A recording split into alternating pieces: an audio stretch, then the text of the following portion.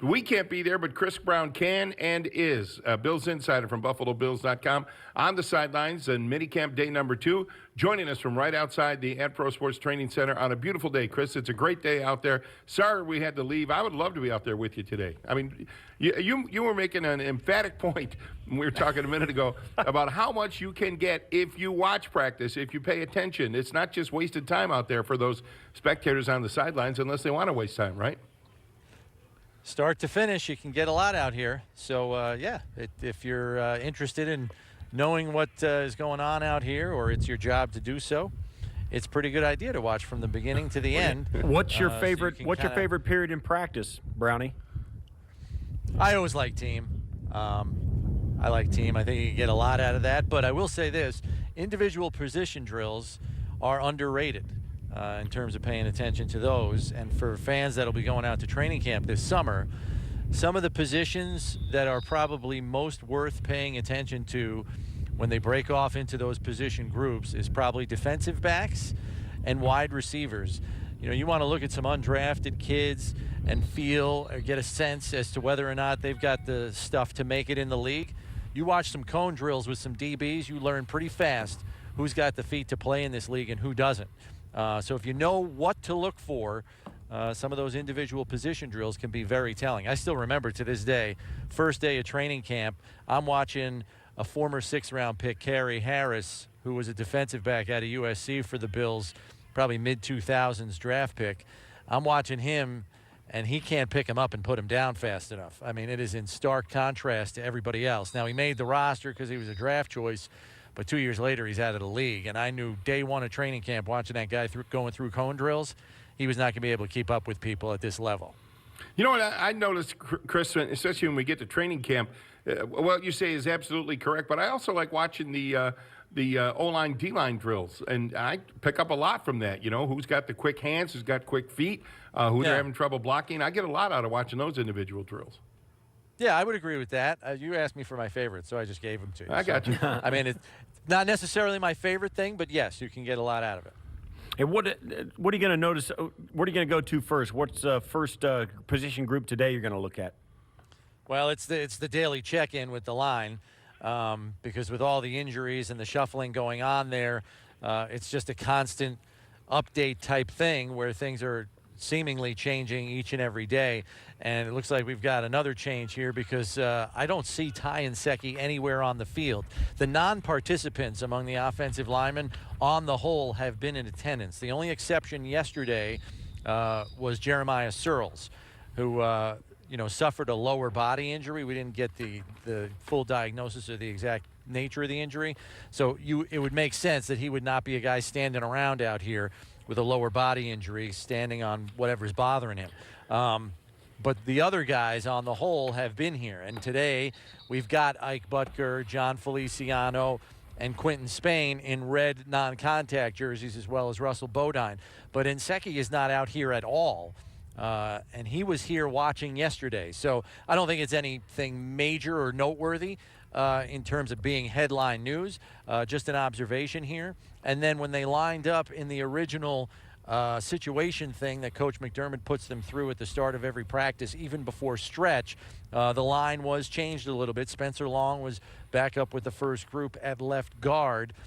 He had to play center with the second unit yesterday due to the fact that he and Mitch Morse were the only two centers available to practice yesterday. So that could perhaps be an indication that maybe somebody else is ready to play center. Butker has that red non-contact jersey on, but he does have his helmet and he is participating in individual position drills. So whether he can get in on some second-team work today, I guess remains to be seen. It's we got Bobby Johnson, offensive line coach, on the show with us after practice today, Chris. And I recall, it might have been when you and I were doing a show a week or so ago, I recall saying I would think that by the end of minicamps we have a pretty good idea of who lines up where on the offensive line. That's not happening now, is it? Because of some of the injuries. I don't know that. Yeah, I don't know that they can definitively say. I think they have an idea in mind. But, I found it interesting, Coach McDermott and Coach Dable, who spoke last week, kind of addressed this. Coach Dable said, yes, we have an idea in mind as to who we'd like there, but I think they want to see the pads on. Because just as much as we see the fortunes of receivers or cornerbacks change when the physical part of the game is introduced at training camp when the pads go on. It might be even to an even greater degree for linemen on both sides of the ball, because that's what their game is largely. Leaning on people, executing combination blocks and things of that nature, and really showing how physically capable you are of moving people off the line of scrimmage. So I think while Dable and Coach Johnson and Coach McDermott might in their mind's eye have some thoughts as to how they want their front five to line up in the first unit, I think it is very much subject to change as training camp opens. How much do you think it's going to affect? I mean, we've talked about the offensive line and their injuries a ton. What about the tight ends? You got just the top two guys that walked into this place, Tyler Croft and Jason Kroom. Both those guys are out, so it's the same story with tight ends, just with fewer pieces. Yeah, I would say the encouraging thing is Knox has done Dawson has done really well here in the minicamp setting, in the OTA setting. He's shown an ability to make plays in the passing game, and that's certainly been very encouraging. All indications from his teammates are he knows the playbook very well already, has a firm grasp of it, so that's helping him to play fast. His speed is what separates him and makes him a matchup problem for opposing defenses. So he has the athletic ability, but if you can't process this offensive scheme quick enough, that speed that he offers can't be put on the field and put on display. So having picked up the offense quickly, I think, has enabled his athletic ability to show here pretty evidently. Now, again, we still have to get the pads on, and does his game change when that happens? I don't know. We'll have to see. Tommy Sweeney's done nice as well. 7th-round pick, who I think is probably showing he's probably a better prospect than the round in which he was drafted. And I think the coaching staff is very encouraged by what he has been able to bring to the table. Really, guys, through the team sessions, the team segments of practice, it's been Knox, Sweeney, and Lee Smith. And Lee is largely on the field in a blocking capacity. Yesterday during run game period, they went 13 personnel a ton. And those three guys were the ones on the field in different kinds of groupings, as it pertained to Daboll's system. But, I know I talked when these guys both got drafted that I thought it was an indication that this was a team that was going to want to utilize more 12 personnel groupings through the course of the regular season going forward into 2019. After seeing all that 13 personnel yesterday, you wonder if they have even greater plans for the tight end position in the scope of this offense. We don't talk much about Lee Smith, added to the roster, a month, 6 weeks ago. And I think we all kind of assume that he is a likely candidate for the 53-man roster in that specialized role as a blocking tight end. And also, I think Sean McDermott plans on counting on him as a leader in that room, right, Chris? I mean, I'm not saying Lee Smith is a roster lock, but he's pretty close, isn't he? Yeah, Big Country knows what his role is. He knows why he's here. And I think he's kind of embraced it, quite frankly. I mean, you got two rookies that are eager to learn, and, he's seen a lot. And I think what's also helping Lee, too, at least in the blocking capacity, which is the main reason he's here, is he had Bobby Johnson, the offensive line coach, as his tight ends coach in Oakland. Yep. So he knows all the blocking techniques already coming in the door that Bobby Johnson's going to want from his offensive lineman, and by extension, his chief blocking tight end. But I think he's taken to the leadership role in that room very easily. And I think, the skins on the wall for Lee Smith are the years in the league. There's nobody else in that room that can really speak to that level of experience. Tyler Croft, yes, he's had some success in the league, but he's largely been a backup in his career in Cincinnati. So, I think Lee Smith is a good fit for a leadership role there, because he's a guy that's been in the league a long time, and he's in the league because he's willing to do the dirty work. I think that's just the kind of leader that Sean McDermott wants in that room. Well, as the injuries continue, it's all about the offensive side of the football. Let's talk about the wide receivers. Cole Beasley back in the lineup doing a little bit of work yesterday. John Brown has always been, and he has not taken a break. But, what's it shaking out like at the wide receiver position? Yeah, so we don't have Zay Jones. You don't have Robert Foster. Both of those guys sidelined again today. Zay was out last week, and then Robert injured his foot last week in OTAs and has not participated in minicamp here thus far and won't again today. So that puts you, a little short at the position, obviously. The guys that were rotating in with the first unit yesterday with the greatest consistency were, as expected, John Brown. But then you had a combination of guys. It was Isaiah McKenzie, and then it was Duke Williams, and then even Victor Bolden got rotated in there a handful of times. But I think the thing that I was encouraged to see was Duke Williams flashed a little bit yesterday.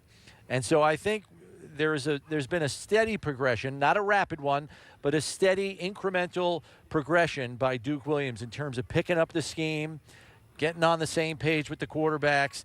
And I'm eager to see his game when the pads go on, because I believe his game is of a physical nature chiefly with his size and stature. And I think when the pads go on and DBs try to jam him at the line of scrimmage and there are jump ball contested situations, I think we're going to see more of what made Duke Williams a commodity that the Bills wanted to pursue out of the CFL. Chris Brown with us, Bills Insider, BuffaloBills.com. He's on the sidelines at today's minicamp day number 2, and we'll stay with Chris for as long as we can here this afternoon. On the wide receivers, Chris, it seems to me the Bills, and you mentioned Duke Williams, they have a nice array of various skill sets at wide receiver. A couple of speed guys, a couple of size guys, a couple of kind of all-round types. I don't know, people will beat their head against the wall and say, well, where's the number 1 receiver? I don't know who that is, but they have a lot to choose from there, right? A lot of different types to choose from there, I think. Yeah, and I think you could make the argument that, some of the parts kind of thing. When you don't have a true number 1, it might be harder for the opponent to really focus in on any one person in the passing game. So, if you're playing the Atlanta Falcons, you better lock up Julio Jones in a do-or-die crunch time situation because they're probably going to Julio Jones. If this unit can kind of spread the production across the board this year, I think it's going to be very hard for teams to hone in on maybe that key target that they're going to go to all the time. I mean, they might be looking at Cole Beasley on third down because that's what he's done in this league for 7 or 8 years. And they might be clued into that, and film will certainly help them as the year goes on in terms of where the tendencies for the Bills lie in terms of down and distance and target preference. But I think coming into this season, there's no roadmap for opposing defenses as to where the ball is going to be going the most, and that could potentially present an advantage to the Bills' passing game, at least early in the season. You mentioned Victor Bolden. What can you tell us about this guy, Chris, a guy that's probably not on too many people's radar right now? Yeah, I mean, was with the team last year for a while in the practice squad capacity, signed as a reserve future free agent in January, and, a speed guy. Has some shiftiness to his game. He's also a return candidate. If you remember, he returned some kickoffs, I believe a kickoff or 2 last year, if memory serves, as they were cycling guys through to try to find somebody for that. So he's in the return mix. Obviously, Andre Roberts is the premium guy that they hope fills that job, but he's in that competition there. And his reps had been relatively few and far between. So it was interesting to see him getting an opportunity with the first unit yesterday. I would say he probably got a few more reps than even Ray McLeod did, who's been working out of the slot, behind the likes of guys like Cole Beasley. But with Beasley out, McLeod got some slot opportunities with the ones yesterday. But it was only a handful, and it was less than even Bolden got with the ones. With the field so open at wide receiver, some of it is going to come down to what roles they can play other than catching passes, running routes, and most of the guys you're talking about, speed guys, are going to be more of the return type of special teams contributor rather than the coverage type of special teams contributor. Is there anybody other than, anybody that jumps out as a coverage guy rather than a return guy? Well, Duke Williams was one of the guys that has lined up on punt team. So he's a guy that's been going down the field. He's also been on punt return a couple of times. So I think that's as the returner or as the rusher. No. As a coverage player, and as a guy picking up blocks for the return man. And obviously that's a size and stature thing, probably more than anything else. Big guy that can run. I will say this too. Where I have noticed Duke Williams a little bit more is in the blocking game for the run game. And that is a point of emphasis for the receiving core this year, to be a better blocking group for the run game. There were times where this wide receiving core was substandard in terms of blocking downfield for running backs. Now, granted, there were a lot of times the running backs were already engaged in initial contact before they even reached the line of scrimmage due to some of the problems that the offensive line experienced on a weekly basis last season.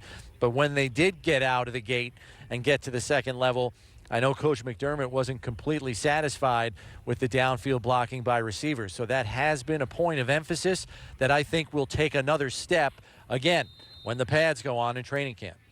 Chris Brown is with us. He's out on the practice field, day 2 of the Bills' mandatory minicamp this week. Nice sunny day in Orchard Park, New York. Bills on the practice fields outside the Pro Sports Training Center. Hey, Chris, I want to ask you about defense a little bit. We had a Twitter poll yesterday on our show about which unit on defense will have the most impact for the Bills this season: secondary, linebackers, D-line. D-line was the winner in our Twitter poll, like 44% or so, right, Steve? Yeah, 42. And I think a lot of people are looking at that defensive line and looking in particular at the second-year back for Trent Murphy after his horrible knee injury that basically knocked him out for an entire season, anticipating much bigger things from Trent Murphy. He has won the respect of his coaches so far. They talk about him a little bit as a guy who might sneak up on people in the NFL. Do you see that during these workouts? It's hard to see it during the workouts, only because, again, guys, you know, it's hard to replicate real football for those guys up on the line. Play along with us, Chris. Play along with us. But I will say this: he looks. You can just tell by his body language out here that he is in a comfort zone. Last year at this time, he just looked uncomfortable. Like, he was out here, he had a red jersey on, he was trying to do some stuff, but you could just tell his mind wasn't right.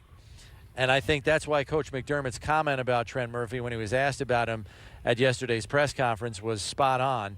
He said it looks like he's in an entirely different mental space. And I would completely agree with that. You could tell just by his demeanor on the field, how he interacts with teammates, coming off the field with a smile on his face. He's a guy who loves the grind. He's not happy unless he's taking every rep he can, taking extra reps, spending an extra 10 minutes after practice to work on some pass rush technique. He's all about the work. And so when he could not do the work, or all of it anyway, at this time last year, I think it bugged him. And it affected his mood and his demeanor on the field. That's all gone now. And so, yeah, I can understand why fans are excited about the defensive line. You have that certainly as a positive. You've got a kid in Ed Oliver who thinks he's unblockable and has never been blocked in his life. And then to take it a step further, with that kind of improved or anticipated play from those two guys on the left side, that should mean more one-on-ones for Jerry Hughes, who was probably double-teamed more than anybody else on that defensive line last year. One of the other guys I wanted to ask you about was, I think I heard, and maybe you can straighten it out if it's not true, Jordan Phillips seems to be taking some first-team reps. Is that right? He's been the first-team defensive tackle next to Star Lotulelei the entire spring. So I think what you have there is an example of, yes, Ed Oliver's a top 10 draft choice, but he hasn't earned anything yet. And that goes back to McDermott saying, you know, you earn everything you get out here. So I'm sure there might be a point in training camp, maybe a week or so in, where Ed Oliver could potentially leapfrog Jordan Phillips just by virtue of his skill set being top 10 pick worthy. I don't think we should dismiss Jordan Phillips and his abilities, though. I mean, he was a second-round pick himself, so, you know, he's not some pull off the scrap heap kind of player. He has something to offer this team. I just don't know that he can match the explosiveness that Ed Oliver has, and this is a defensive scheme that relies on the front four getting upfield fast. And I just don't think that's an area of Jordan Phillips' game that matches that of Ed Oliver. But if Ed is not bringing it every single day, Jordan Phillips is going to stay right where he is as the starting three-technique defensive tackle right now. I wonder, Chris, could it all be looked at as an attempt to motivate Ed Oliver? Like, look, you got to play if you want those reps, you know? And we were serious when we said you got to earn the reps. Yeah, I don't think he needs that kind of motivation. I think he's a pretty self-motivated kid. That's part of the Bills' DNA that you hear about all the time. They look for self-motivated players because when your body feels like garbage in Week 15, this coaching staff doesn't want to be wondering what they're going to get out of a player in a Thursday practice when the pads go on for the only day of the week. And I think Ed fits that mold. And so I think he's pretty self-motivated and sitting behind, a veteran in Jordan Phillips. If it motivates him all the more, all the better. But I don't think they feel they've got to light a fire under Ed Oliver or, give him a prod by saying this guy's in front of you until you prove otherwise. I think that's just organically going to come out of Ed, quite frankly. One of the things that emerged last year at this time was the fact that Shaq Lawson came back and he had rededicated himself, had said he's going to focus on his game and kind of step it up. It seemed like he did that at least off the field and outside the lines. What about this year and his emergence as maybe a more of a force in the pass rush? Yeah, I mean, he took advantage of an opportunity last year. Trent Murphy wasn't ready. And Shaq took that starting left defensive end role and had, as far as his career is concerned, a big jump in production. Whether it was him kind of getting a knack for batting down passes even when he couldn't get to the quarterback, setting the edge well in the run game. I mean, he had a really solid season last year. And I know Leslie Frazier was very happy with what Shaq Lawson put on tape in 2018. Now they want to see him take another step. But now he's running with the second team. And again, I think this speaks to where this roster has gone from year 1 to year 2 to year 3. This is going to be a much tougher roster to make. And even if you're good enough to make this roster, it's going to be tougher to find playing time. And I think Shaq Lawson is one of those guys that fits into that second boat. He's playing well. He's performing well. But there are still guys in front of him that are getting the lion's share of the reps. So unless he shows out when he does get on the field, be it preseason or even the early stages of the regular season, he's likely going to be a rotational guy behind Trent Murphy and Jerry Hughes. Let's talk a little bit about the cornerback spot opposite Tre'Davious White. You got Levi Wallace, E.J. Gaines, Taron Johnson, Kevin Johnson. How's it shaking up opposite Tre'Davious White? Yeah, it's still Levi Wallace. He's been running with the ones exclusively. And then Kevin Johnson is, for all intents and purposes, the second team right corner. And I felt he's had a strong spring. He's been one of the 5 most impressive newcomers that I've seen out here in terms of performance. So aggressive corner. And again, here's another player.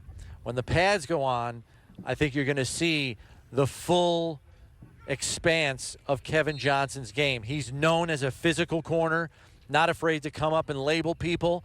And you can't do that in this kind of setting. And so I think that pads go on, we may see Kevin Johnson's full game, but seeing the plays he's made on the ball here, I'm already encouraged. You add the physicality of his game to the equation now, they may really have a steal in free agency at $3 or $4 million for this season. Hey, Chris, no injury report coming out today. We'll get one tomorrow, I would think, from Sean McDermott. But yesterday, Taron Johnson, was he limited or not at all working out yesterday? You remember? Yeah, he's limited. His reps were cut back because I did see Saran Neal rotate in. That's what I wanted to ask you about.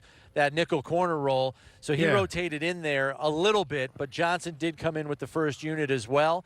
I think they're really trying to get Saran up to speed on that role. I think they're very intrigued with Saran as a potential hybrid type player. Who's capable of maybe playing that third linebacker spot, in an obvious passing down, but it's a coverage role where he's also kind of the nickel corner or a third safety type that can get down in the slot and cover that slot receiver. So I think they really want to work with him in that role, and they're trying to give him some premium reps against top competition on the other side of the ball. To see how well he can acclimate to that. And this is a kid that's handled multiple jobs even in his college career. He played linebacker, safety, and corner at Jacksonville State during his college career. So handling multiple roles is not something that's foreign to him at all. So I think they really are experimenting here to see if he can be a potential answer there, because you do have Raphael Bush, the veteran, who's still on this roster. but I believe he's entering the last year of what was a 2-year deal. I could be wrong on that. It might be a 3-year deal, but I want to say in my head it was a 2-year deal. So this is Raphael Bush's potentially last year on this roster. And if Neal develops and comes along like they hope he does, Bush is probably out the door and not re-signed because Neal's ready to ascend to that role. Could it mean more also that gives them more flexibility in their roster makeup? They could go with one less defensive back knowing that a guy can play both safety and that big linebacker spot or drop down in slot coverage, that kind of thing where they got more guys that can do more things. That means they can keep fewer defensive backs or maybe one less defensive back because of this guy's flexibility. Yeah, I mean, as much as you hear about position flex on the offensive line, it goes both ways, right, guys? So you got a defensive back that can do all those things and at least prove to you he can handle the mental load that requires. Yeah, I mean, you afford yourself some opportunities to be flexible with how you shape your roster. Maybe instead of 10 defensive backs, you're only keeping 9 because you got a guy that can kind of play a coverage role while also playing a safety/linebacker hybrid. So, yeah, absolutely, Steve. We haven't heard much about E.J. Gaines, who's back in Buffalo this spring, Chris. Is he a candidate for a nickel corner, or is he strictly a boundary guy? And how is he doing? How does he look? Yeah, he's kind of shifted more to the boundary now. Early in OTAs, he was part of that nickel corner mix, rotating through. But in week 3 of OTAs, he kind of slid back to like second or third team nickel, where Neal had kind of leapfrogged him for some of those snaps in the slot. And I think they've kind of, it looks as though, I don't want to say it's a dead thing for E.J. Gaines, that he'll never line up in the slot again, but it seems like his reps have steadily shifted more to the outside. Now, he was getting reps at outside corner with the second team. He was Tre'Davious White's backup at the left corner spot. But on the whole, he was mixing and matching inside and outside. More of his reps now have moved outside, so it looks like that's where his position role is headed at this time. All right. Hey, Chris, thanks for this. Good talking with you. We'll do it again tomorrow, I hope, right? Yeah, we'll be here. Thanks. Chris Brown, Chris. Bills Insider, BuffaloBills.com. Joins us from outside, day 2 of the mandatory minicamp underway. We had a good long chat with Chris. That was fun.